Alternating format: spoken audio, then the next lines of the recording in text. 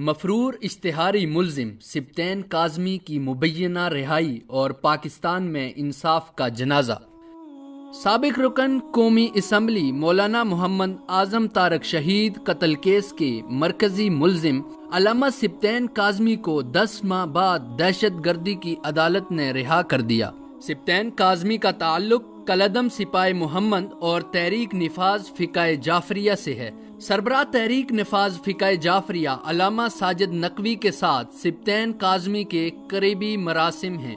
سبطین کاظمی کو اسلام آباد ایئرپورٹ پر 11 مئی 2017 کو اس وقت گرفتار کیا گیا جب وہ اسلام آباد ایئرپورٹ سے قطر ایئر لائن کی پرواز سے برطانوی شہر مانچسٹر جانے کی کوشش کر رہا تھا۔ ملزم سبطین کاظمی کو FIA کے اہلکاروں نے کاغذات چیک کرنے کے دوران پہچان لیا اور پرواز تک پہنچنے سے پہلے گولڑا تھانے پولیس کو اطلاع دی، جس کے بعد پولیس نے 13 سال سے روپوش اس اشتہاری مفرور ملزم کو گرفتار کر لیا۔ سبطین کاظمی کو 4 اکتوبر 2003 میں مولانا محمد اعظم طارق شہید سمیت 5 دیگر افراد کے قتل میں ملزم نامزد کیا گیا تھا۔ اعظم طارق قتل کیس میں سبطین کاظمی کے علاوہ نواب امان اللہ سیال اور ساجد نقوی کو بھی ملزم نامزد کیا گیا تھا۔ سبطین کاظمی ایران فرار ہونے کی وجہ سے بروقت گرفتار نہ ہو سکا، جس کے بعد ملزم سبطین کاظمی ایران سے یورپ فرار ہو گیا، جہاں مانچسٹر میں کئی سال تک روپوش رہا۔ 2016 میں سبطین کاظمی کو سیاسی پناہ کی درخواست پر کئی سال بعد برطانیہ رہنے کی قانونی اجازت ملی۔ سیاسی پناہ کے بعد سبطین کاظمی پاکستان آیا، واپس برطانیہ جاتے ہوئے حساس اداروں کے ہاتھوں گرفتار ہو گیا۔ بعد ازاں ملزم سبطین کاظمی کا کیس دہشت گردی کی عدالت میں چلا، جہاں کیس کی سماعت جج شاہ رخ ارجمند نے کی اور 10 ماہ کے ٹرائل کے بعد 6 مارچ 2018 کو حیرت انگیز طور پر ملزم کو بری کر دیا۔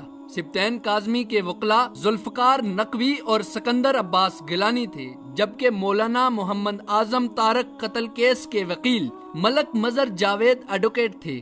عدالت نے گواہوں کی عدم پیشی اور ثبوتوں کی عدم دستیابی کا نقطہ اٹھاتے ہوئے ملزم کو دہشت گردی کی خصوصی عدالت سے رہائی دے دی۔ ملزم سبطین کاظمی کی اس رہائی سے قانونی حلقوں سمیت عام عوام بھی حیران ہے کہ کس طرح ایک اشتہاری اور مفرور ملزم کو، اور وہ بھی دہشت گردی کی خصوصی عدالت سے، صرف 10 ماہ میں رہائی مل گئی۔ واضح رہے کہ سبطین کاظمی کے خلاف مولانا اعظم طارق قتل کیس کے عینی گواہ عبداللہ فاروقی اور راشد فاروقی دونوں کئی عرصے سے لاپتہ ہیں۔ ان کی گمشدگی بھی دیگر لاپتہ افراد کی طرح تاحال ایک معمہ بنی ہوئی ہے۔ اسی طرح مولانا اعظم طارق کے چھوٹے بھائی مولانا عالم طارق بھی حساس اداروں کی تحویل میں ہونے کی وجہ سے عدالت میں اپنے بھائی کے کیس کی پیروی میں شامل نہ ہو سکے۔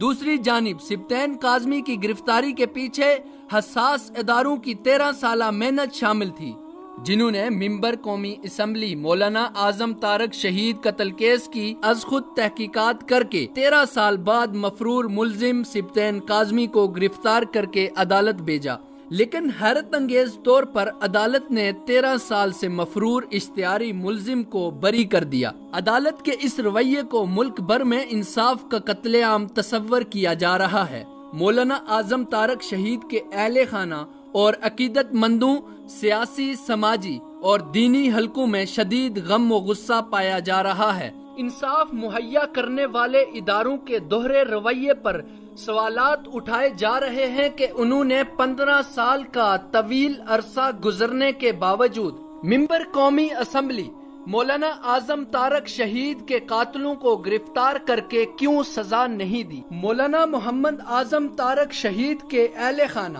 چیف جسٹس آف پاکستان میاں محمد ثاقب نثار سے اپیل کرتے ہیں کہ مولانا اعظم طارق شہید قتل کیس پر از خود نوٹس لے کر قاتلوں کو گرفتار کر کے انہیں انصاف مہیا کریں۔ غور طلب بات یہ ہے کہ پاکستان میں عزیر بلوچ، مہدی موسوی، کلبوشن جیسے ایرانی لابی کے تربیتی یافتہ کرائے کے قاتل دہشت گردانہ کارروائیوں میں سینکڑوں پاکستانی شہریوں کو شہید کر چکے ہیں، مگر انہیں آج تک پھانسی نہیں دی جا سکی۔ پھانسی تو دور کی بات، ایسے دہشت گردوں کو مبینہ طور پر سزا دینے کے بجائے آزاد کروانے کی کوشش کی جا رہی ہے، جس کی ایک مثال 13 سال سے مفرور اشتہاری ملزم سبطین کاظمی ہے۔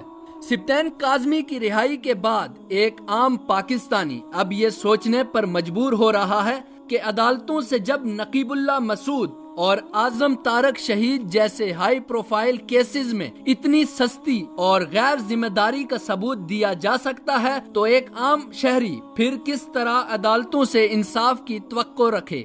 مفرور ملزم سبطین کاظمی کی رہائی اور نقیب اللہ مسعود سمیت 440 دیگر مظلوم لوگوں کو جعلی پولیس مقابلوں میں شہید کرنے والے مفرور قاتل راؤ انوار کی عدم گرفتاری کو دیکھ کر عوام میں یہ تاثر بھی بڑھتا جا رہا ہے کہ پاکستان میں اب انصاف کا جنازہ دوم سے نکل رہا ہے۔ ان حالات میں انصاف مہیا کرنے والے اداروں کو اپنے رویے پر غور کرنا چاہیے تاکہ ملک بدامنی اور فساد سے محفوظ رہ سکے۔